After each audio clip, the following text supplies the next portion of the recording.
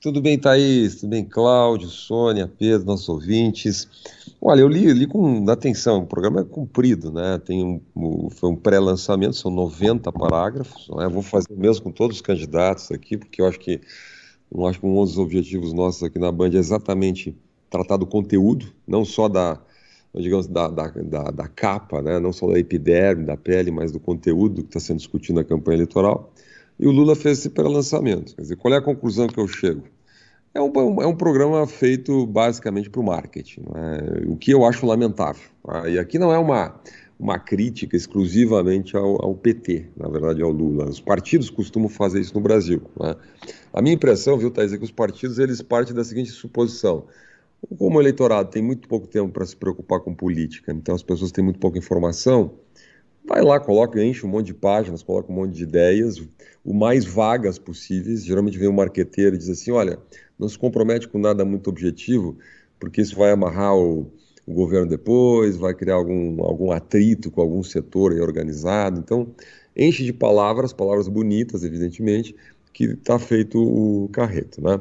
Quer dizer, então, vamos lá, eu fiz uma análise dizendo o seguinte: o programa tem 90 parágrafos, 80 não dizem nada objetivo. Então, de 90, 80 não dizem nada objetivo. A palavra direitos, ou direitos, vem 39 vezes no programa.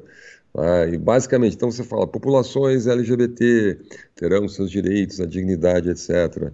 Os animais terão reconhecido o direito dos animais. Todas as pessoas humanas terão reconhecidos a sua dignidade, o seu direito. A palavra direitos, dignidades, etc., ela aparece em quase todos os parágrafos, né? Ou boa parte deles com versões um pouco diferentes. Então, não diz muita coisa. Tá? Então, tem outra parte do programa que eu chamo de ideias ambíguas. Né? A impressão que eu tenho é que a pessoa que fez o programa colocou lá algumas ideias, mas quando passou pelo crivo político ou crivo do marketing, tá, tira isso aí, ou pelo menos dá uma disfarçada na frase para não para alguém poder entender uma coisa ou poder entender outra. Vou dar alguns exemplos. A questão que a gente interpreta como sendo as mulheres terão direito aos direitos sexuais e reprodutivos. Né? Mulheres terão direito. Eu perguntei para um monte de gente, inclusive para um médico ligado ao PT, ele disse: isso é aborto, né? Aborto, direitos reprodutivos, é uma linguagem que se usa geralmente. Bom, outros disseram, não, é informação sobre métodos anticonceptivos. Outros disseram, não, é direito a utilizar o próprio corpo, viver a sua sexualidade. Bom, conclusão, pode ser qualquer coisa. Pode ser qualquer coisa. E basicamente, a impressão que tem é que na versão original era uma defesa da ampliação, da flexibilização da lei do aborto, mas para não criar polêmica, esse assunto é polêmico, 58% das pessoas em pesquisa dizem que são contra, então fica fora do programa. Né? Na linha de ambiguidade também, fala, a proteção previdenciária voltará a ser um direito de todos. Né? O que significa isso? A proteção previdenciária deixou de ser um direito de todos? Né? Fizemos uma reforma previdenciária, né? Teve um amplo apoio. Então, em vez de dizer assim, vamos revogar a reforma da Previdência, ou vamos fazer outra reforma da Previdência, ou vamos reabrir a discussão da reforma da Previdência, ou diz assim, a proteção vai voltar a ser um direito de todos. Né? Ou é uma frase sem nenhum sentido, né? Porque o que significa isso? As pessoas continuam tendo proteção previdenciária, fez-se uma reforma com idade mínima, enfim, no sentido de atualizar as contas da Previdência. Né? E tem outra famosa regulação da mídia, né? Lá no último parágrafo fala, vamos regular com base na Constituição, nos instrumentos colocados na Constituição, aí para evitar as fake news, discursos de ódio, também joga na generalidade, mas está lá a tal da regulação da mídia. Se alguém perguntar assim, mas como é que vai fazer? Vai fazer uma lei no Congresso para limitar as fake news? Quem é que vai julgar as fake news? Vai ser o Supremo Tribunal Federal? Vai ter um comitê eleito pelo Congresso ou pelo governo? Enfim, bom, nada disso está explicado, né? É só uma frase genérica. E tem, isso eu diria, essa ambiguidade, essa vacuidade, né? Essa generalidade é 90% do programa, quer dizer, mais de 80%, 80 parágrafos aí. Agora, tem alguns que dizem algumas coisas objetivas, né? Dizem algumas coisas objetivas. Vamos lá. Tem assim, não vai ter privatização, então uma defesa das estatais, vai terminar com a regra do teto, para que o gasto público atenda à responsabilidade social e não apenas fiscal. Também não diz o que é isso, responsabilidade social.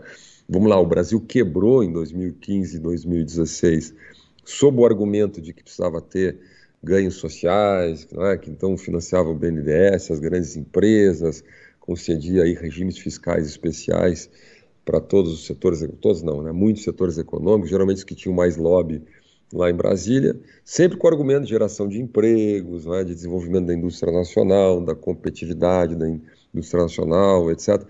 Petrobras comprando as compras nacionalizadas de fornecedores brasileiros, mesmo que a maior custo e tal. Tudo isso transferido para a conta do pagador de imposto. O Brasil quebrou, o PIB caiu mais de 7% entre 2015 e 2016, e a miséria extrema do país cresceu, vamos lá, para arredondar o número aqui, em torno de 4 milhões e meio de pessoas. Naquele período entre 2015, 2016 e 2007, nós tivemos um aumento acima de 4 milhões de pessoas na extrema pobreza no Brasil. Significa fome. Provocado por quê? Irresponsabilidade fiscal. Pergunta se alguma consideração como essa está sendo feita no programa? Obviamente não. É como aquele estudo que saiu semana passada aí, falando sobre a fome no Brasil, e eu li o estudo também, fala que a fome teria começado a partir de 2016, né? Então, às vezes os partidos no Brasil têm memória curta, né? Eles não lembram e nem assumem responsabilidade. Então, eles vão jogando com a história, fazendo assim a delimitação no calendário para que as responsabilidades não caem. Eu não me atentei como você, né, ao programa, mas eu passei o olho aí no fim de semana, até para comentar aqui no jornal.